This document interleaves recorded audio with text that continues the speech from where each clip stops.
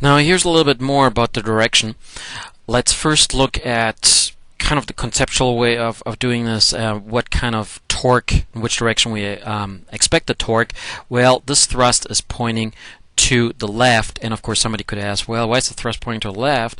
The air is being pushed out to the right after all, and that's exactly correct. Yes, the air is being pushed out to the right, but then there is Newton's third law that says, therefore, the engine pushing the air to the right means that the air is pushing the engine to the left, and of course that's what we want this airplane to do, is get a force here on the engine to the left here, so that that force here can make up for the friction that the airplane that is flying to the left is otherwise losing. Okay, so we have a thrust to the left, and the lever arm is down here, and we kind of expect that this one will rotate clockwise, so that we actually have a negative torque here. It rotates clockwise. The weight is pulling this way with this kind of lever arm here, respectively the component of it, and it kind of looks like we have a counterclockwise torque. So the thrust is producing a clockwise torque, the weight is producing a counterclockwise torque. So one of them being negative and the other one being positive. By the way, the two actually don't come out to be the same.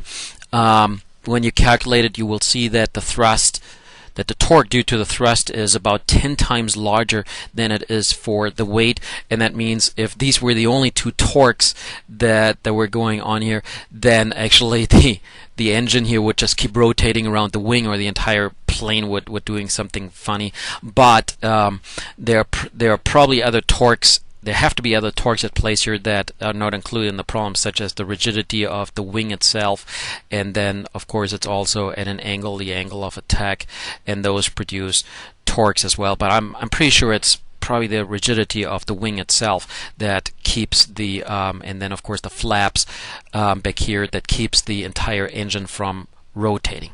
Anyway, having said that, that's the conceptual side of it. Let's look actually at perhaps calculating what the direction is.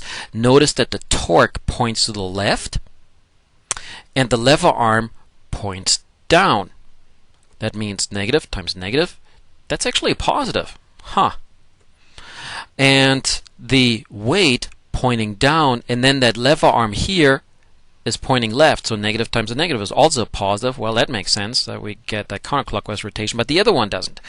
Well, what they don't tell us in this book here, because it's somewhat advanced, I guess, is that something interesting happens here. This is again from the same website that I showed earlier, that we have a product in between here, and that product takes on the sign, but we have to make sure we compute these two here, we multiply these two here in the same way, so it's lever arm times force, not the other way around, force times lever arm. Here, the way I write it here is the commutative law applies. You know, if I write T times L or L times T, it doesn't matter, but here it does matter. If I write L times L cross product F or F cross product L, there is a difference, and that introduces an additional negative. And let me show you that by drawing down the forces and the lever arms. So I have here for the thrust, I have a vector to the left, and then for its lever arm I have a vector that is pointing down. So that's just a component of that lever arm here. And then for the other one, for the weight, I have a component, a lever arm component pointing to the left, and then for the weight I have it pointing down. And notice that they are in different orders. So here I have force, lever arm, and here I have the other way around, lever arm force. And I said, going back to this one here, that makes a difference for this what is called a cross product. If you switch the two, then you have to introduce another negative, and that's what would be happening here. This one here for the weight comes out correct with a positive torque, but here they are switched in order. I didn't mean to do that little thingy there. Here they're switching order, so the torque and the lever arm being switched then introduces an extra negative, and that then makes the torque being negative, pointing in the correct direction clockwise. So as I said, it depends on the direction, the order in which these two are being multiplied.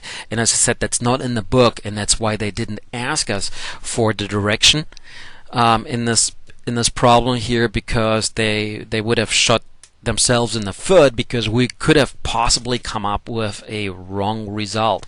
And what I was doing here is beyond of what you find in the book.